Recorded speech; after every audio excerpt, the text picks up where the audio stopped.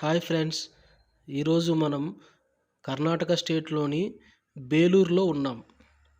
Welcome to my channel friends. అందరూ బాగున్నారా? చూసారా, నేను మీకు ఇచ్చిన మాట ప్రకారం ఈరోజు మీకోసం మంచి వీడియోతో వచ్చేసాను. అదేంటంటే బేలూరులోని శ్రీ లక్ష్మీ చెన్నకేశవ స్వామి గుడి. ఇది అందరికీ తెలిసిన గుడే, కానీ చాలా అద్భుతంగా ఉంటుంది.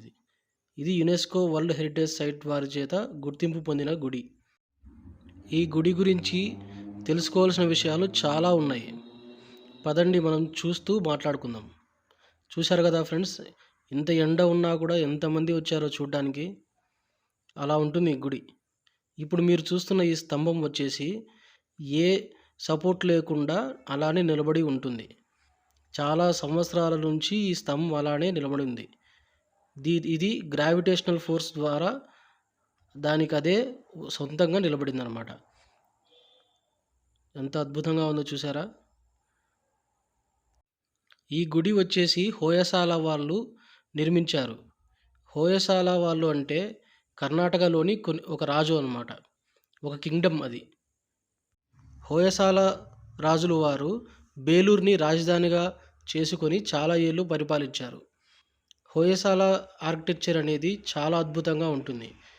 అన్ని టెంపుల్స్ మాదిరిగా ఇది ఉండదు. హోయసాల రాజువారు నిర్మించిన వాటిల్లో చూడవలసినవి మూడు టెంపుల్స్ ఉంటాయి. ఒకటి బేలూరులోని చెన్నకేశవ స్వామి గుడి, హలెబీడులోని హోయసాలేశ్వర స్వామి గుడి, ఇంకొకటి సోమనాథపురలోని సోమనాథేశ్వర ఆలయం. ఇది చూసారా ఫ్రెండ్స్, గుడిలోకి మనం ఎంటర్ అవ్వకముందే ఒక చిన్న టెంపుల్ మాదిరిగా గుడి మెట్లకు ముందుగానే నిర్మించారన్నమాట. ఇందులో కాళికాదేవి ఉంది చూడండి. కాళీమాత చేతిలో పుర్రెల దండ ఉంది చూడండి, గమనించండి బాగా. చూడండి, ఒక పక్క డమరుకం పట్టుకొని ఉంది, పుర్రెల మాల ఒంటి మీద వేసుకుని ఉంది, ఎద్దు ఉంది పక్కన. చాలా అద్భుతంగా ఉంది కదా ఫ్రెండ్స్. చిన్న చిన్న గుళ్ళు, మాన్యుమెంట్స్ ఇక్కడ గుడికి ఎంటర్ అయ్యే ముందుగా మెట్ల దగ్గర నిర్మించారు. ఇది ప్రధాన ఎంట్రన్స్కి ముందుగా ఉన్న చిన్న చిన్న గుళ్ళు అనమాట. ఇటువైపు కూడా ఇంకొక గుడి ఉంది. ఇందులో ఏముందో చూద్దాం పదండి. ఇందులో వచ్చేసి నటరాజస్వామి వారు ఉన్నారు. చూడండి ఫ్రెండ్స్, లోపలికి మీకు చూపిస్తాను చూడండి. నటరాజస్వామి వారు ఉన్నారు. చాలా అద్భుతంగా నిర్మించారు కదా. ఈ కాలంలో ఇలాంటివి అసాధ్యం. పూర్వకాలంలో ఇది 103 సంవత్సరాలు ఎందుకు పట్టిందో మీకు అర్థమవుతుంది ఇప్పుడే. ఇంకా బేలూరుకి ఎలా చేరుకోవాలంటే ఫస్ట్ హసన్ డిస్ట్రిక్ట్కి రావాలి. హసన్ డిస్ట్రిక్ట్ నుంచి బేలూరుకి చాలా బస్సులు ఉంటాయి. ఇక్కడ చూడండి, వీళ్ళు బేతాళులు ఉన్నారు చూడండి, బక్కగా పక్కటెముకలు కూడా కనపడే విధంగా ఉన్నాయి వీళ్ళకి. నేనైతే కడప నుంచి ఫస్ట్ గుంతకల్కి చేరుకున్నాను. గుంతకల్ నుంచి హసన్ డిస్ట్రిక్ట్కి ట్రైన్ ఉంది డైరెక్ట్గా. హసన్కి వచ్చేసాక అక్కడ నుండి బేలూరుకి బస్సులో వచ్చేసాను. ఇప్పుడు పదండి ఫ్రెండ్స్, మనం గుడిలోకి ఎంటర్ అవుదాం. ఇప్పుడు మనం ఎంట్రన్స్కి ముందుగా ఒక అద్భుతాన్ని చూస్తాం. అదేంటంటే ఎంట్రన్స్ ద్వారానికి కంటే ముందు ఇంకొంచెం పైన ఈ చిన్న గుడి అనేది ఇంకోటి కట్టారు. ఇందులో విష్ణువు ఉన్నారు చూడండి.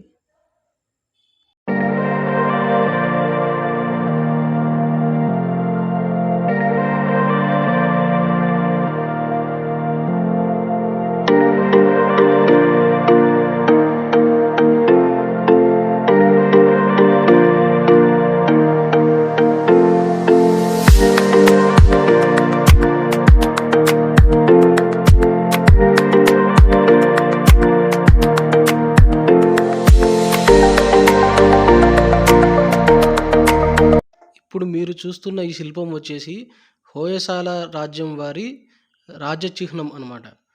ఏంటంటే ఒక సింహాన్ని ఒక చిన్న బాలుడు చంపే సన్నివేశం ఇది. ఈ బాలుడి పేరు సలా అన్నమాట. హోయసాల అనేది పేరు మళ్ళీ తర్వాత వచ్చింది. ఇప్పుడు మన ప్రధాన ద్వారం పైన ఉన్న ఆర్కిటెక్చర్ చూద్దాం చూడండి. ఇక్కడ వచ్చేసి గరుత్మంతుడు వారు పైన నరసింహస్వామి హిరణ్యకశపుణ్ణి పుట్ట చీల్చే సన్నివేశంతో నిర్మించారు. ఇక్కడ చూస్తే మీరు రెక్కలు ఉన్న ఆయన గరుత్మంతుడు అన్నమాట. ఆయన పైన నరసింహస్వామి గారు ఉన్నారు. దీనిపైన మొత్తం ఇక్కడ మహావిష్ణువు యొక్క రూపాలన్నీ చిన్న చిన్న మినియేచర్స్ లాగా నిర్మించారు. ఇవి చాలా ఎత్తున ఉన్నాయి కాబట్టి మనకు అంతగా క్లారిటీగా కనపడవు ఇవి.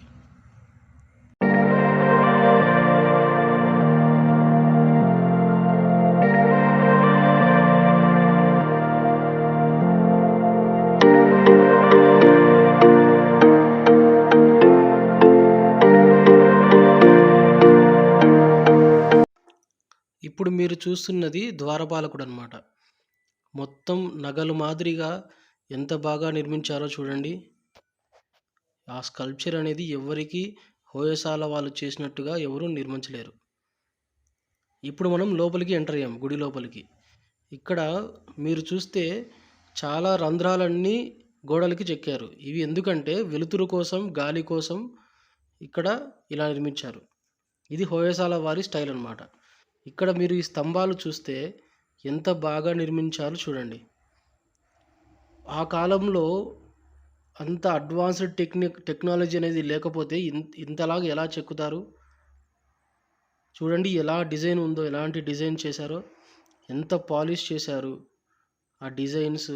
ఈ కాలంలో కూడా ఇప్పుడు కూడా మనం ఇలాంటివి చేయలేం. ఇక్కడ చూడండి, ఈ ఆర్నమెంట్స్ అనేటివి స్తంభాలకు డిజైన్స్ లాగా వేశారు. నగల మాదిరిగా ఉన్నాయి. వీటికి మధ్యలో వేలు పెట్టి చూసేంత స్పేస్ మాత్రం చాలా బాగా నిర్మించారు, డిజైన్ చేశారు. ఇప్పుడు మనం గర్భగుడిలోకి వచ్చేసాం. ఈ గర్భగుడిలో పైన ఒక సీలింగ్ అనేది ఉంది, అది చూపిస్తాను చూడండి. అంతలోగా ఈ స్తంభాలను చూడండి, ఈ ఎలా చెక్కారో. ఆ డిజైన్స్కి వాళ్ళని ఎంత బాగా మెచ్చుకోవచ్చు.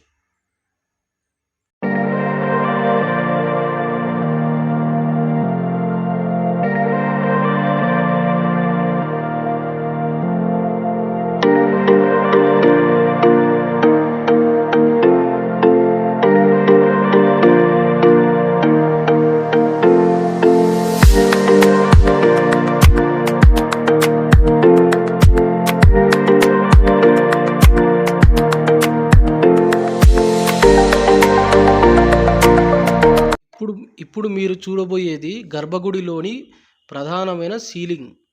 ఇది ఎంత అద్భుతంగా నిర్మించారంటే దీన్ని డైరెక్ట్గా చూస్తేనే మనకు ఆ అనుభూతి తెలుస్తుంది. కానీ నా ప్రయత్నం నేను చేశాను చాలా వరకు బాగా మంచిగా తీయడానికి. జూమ్ చేసి చూస్తే ఇక్కడ మనకు సీలింగ్లో మధ్యలో నరసింహస్వామి వారు హిరణ్యకశపుణ్ణి పుట్ట చీల్చే సన్నివేశము నిర్మించారు. ఇది ఆ చీల్చినప్పుడు పేగులనేవి పైకి ఎలాగా వచ్చాయో చూడండి.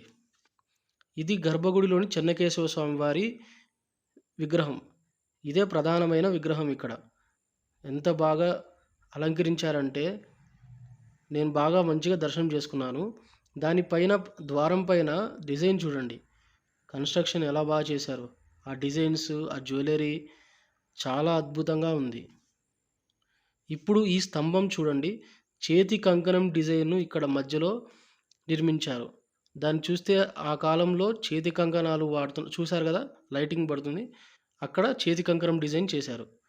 ఇంకా ఈ ప్రధానమైన గర్భగుడిలో మధునికలు నిర్మించారు. అంటే కొన్ని ఆడవాళ్ళని ఇక్కడ ఆ కాలంలో లైఫ్ స్టైల్ని ప్రతిబింబించేలాగా నిర్మించారు. ఈ మధునికలు చూడండి, ఈమె జుట్టు జడ అనేది ఎంత పెద్దగా ఉందో దాన్ని నీళ్లు తడిపేసుకొని దాన్ని ఆరబెట్టుకునే సన్నివేశం చూడండి ఎంత బాగా నిర్మించారో. ఆమె జుట్టు జడ చూడండి. ఇప్పుడు మనం బయటకు వచ్చేసాం. బయటకు వచ్చాక ఇది ఎందుకు చూపించారంటే ఏ గుడికైనా బేస్మెంట్ అనేది కింది నుంచి ఉంటుంది, కానీ ఇక్కడ ఒక జగతిలాగా కట్టారు. అంటే ఒక బేస్మెంట్ అనేది క్రియేట్ చేసి దానిపైన గుడిని నిర్మించారు. ఈ గుడి వచ్చేసి మొత్తం ఏ సిమెంట్ కానీ ఇసుక కానీ ఏది వాడలేదు. మొత్తం ఇంటర్లాకింగ్ సిస్టమ్‌తో నిర్మించారంట. ఇప్పుడు మీరు చూసే ఈ విగ్రహం వచ్చేసి అర్జునుడు అనమాట. ఈయనను చూడండి ఎలా నాశనం చేశారో. ఈ అర్జునుడి బొమ్మని రాళ్ళతో కొట్టి కొట్టి మొత్తం పాడు చేశారు. ఆయన చేతిలో ఒక బాణం ఉంది చూడండి. ఆ బాణంతో చేపని కొడుతున్నాడు చూడకుండా. కానీ ఈ బొమ్మని ఎందుకు నాశనం చేశారంటే దీన్ని తగిలినప్పుడు మ్యూజిక్ అనేది వస్తుందంట. దానికోసం రాళ్ళు వేసి వాళ్ళు మ్యూజిక్ వినడం కోసం అలా పాడు చేశారు. ఇక్కడ మీరు చూస్తున్న ఏనుగులు వచ్చేసి కింద వరుసలో ఏనుగులన్నీ ఉంటాయి. ఈ ఏనుగులు అనేటివి స్ట్రాంగ్‌నెస్ కోసం అంటే బలానికి నిదర్శనం కోసం వాళ్ళు నిర్మించారంట. ఒక ఏనుగు ఉన్నట్టు ఇంకో ఏనుగు ఉండదు. ఎలా ఎలా వేశారో ఏమో మరి చాలా అద్భుతంగా ఉన్నాయి. ఇప్పుడు మీరు చూస్తున్నారు కదా! ఒక కోతి వచ్చేసి ఒక ఒక ఆడామ బట్టలు లాగుతుంది. చూడండి బాగా గమనించండి. ఆ కోతి వచ్చేసి ఆమె బట్టలు లాగుతుంది చూడండి. ఆ కాలంలో లైఫ్ స్టైల్ అనేది ఈ గోడల పైన చెక్కారు. చాలా అద్భుతంగా ఉంది కదా! ఇలాంటి బొమ్మలు చాలా ఉన్నాయి ఈ గుడిలో.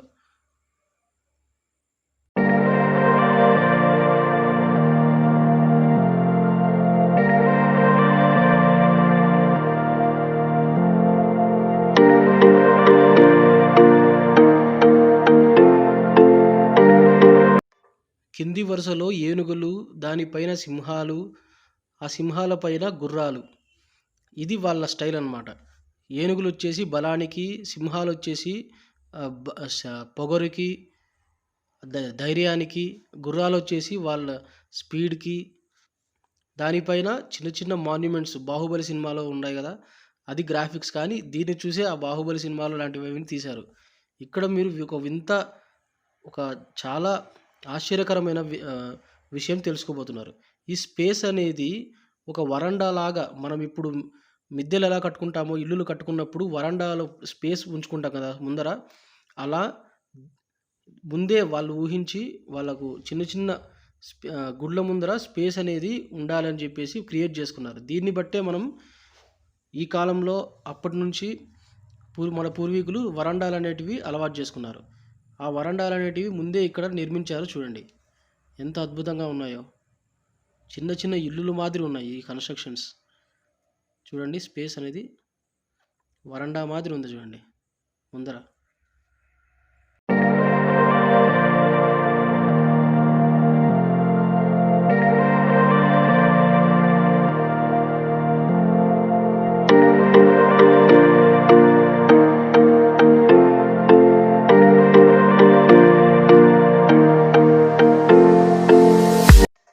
ఇప్పుడు మీరు చూడబోయే శిల్పం వచ్చేసి సూర్యభగవానుడిది.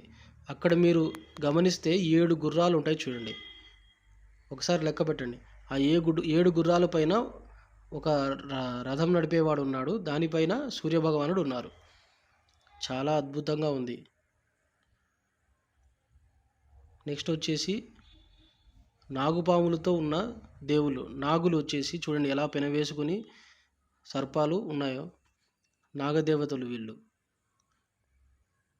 ఈమె వచ్చేసి ఏవో దేవత ఉన్నట్టుంది, నాకు కూడా తెలియదు. ఇక్కడ వచ్చేసి కాళికాదేవి ఉన్నారు చూడండి. పాములు పెనవేసుకొని ఉన్నాయి. పుర్రెలమాల మెడలోంచి వచ్చింది. ఒక పుర్రె పట్టుకొని చేతిలో ఉంది చూడండి. ఇక్కడ నరసింహస్వామి వారి శిల్పాన్ని చెక్కారు చూడండి ఎంత బాగా ఉందో. హిరణ్యకశిపుడిని పొట్ట చీల్చి ఆ పేగులు అనేటివి ఆయన పైకి వచ్చాయి చూడండి. చాలా మాస్టర్ పీస్ లాగా చేశారు ఇది.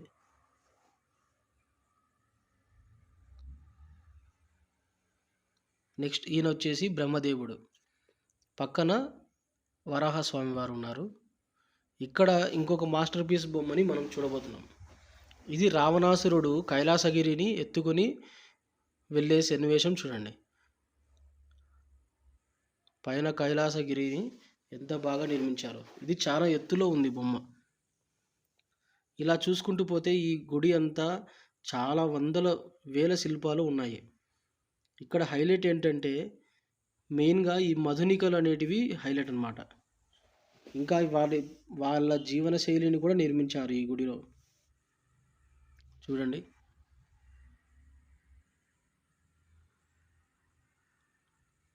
ఇక్కడ ఇంకొక బొమ్మను చూడండి ఎంత అద్భుతంగా ఉందో.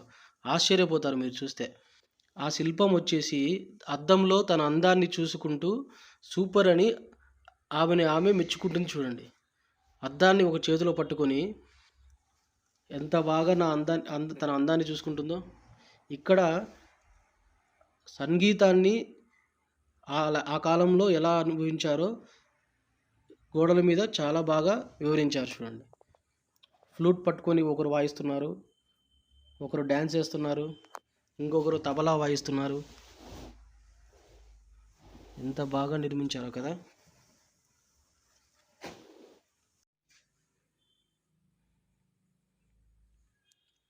చూడండి, మ్యూజికల్ ఇన్స్ట్రుమెంట్స్ని ఎలా వాడారో చూపించారు.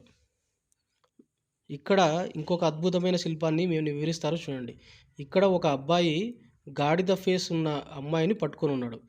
అంటే దీని వివరం ఏంటంటే, వయసులో ఉన్న ప్రతి అబ్బాయికి అమ్మాయి గాడిదలా ఉన్నా కూడా నచ్చుతుంది అనేది దీని వివరణ అనమాట.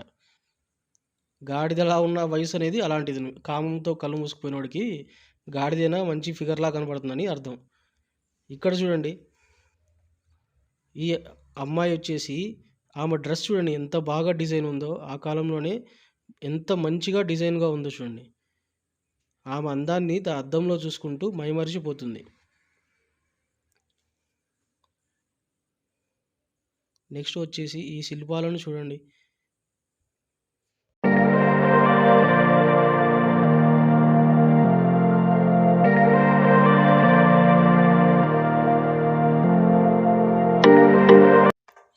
ఈవిడ జడను ఎలా నీళ్ళని పిండుకుంటుంది చూడండి. నీళ్ళతో తడిసిన తన జడని పిండుకుంటుంది చూడండి.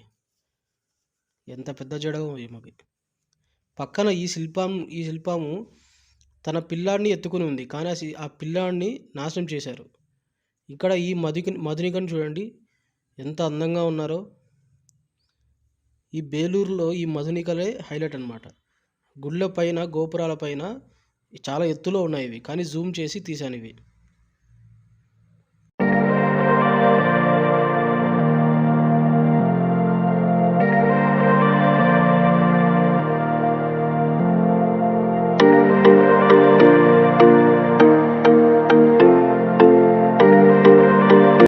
ఫ్రెండ్స్, ఇప్పుడు మీరు చూస్తున్న ఈ గుడి వచ్చేసి బేలూరులోని ప్రధాన గుడికి నమూనా అన్నమాట.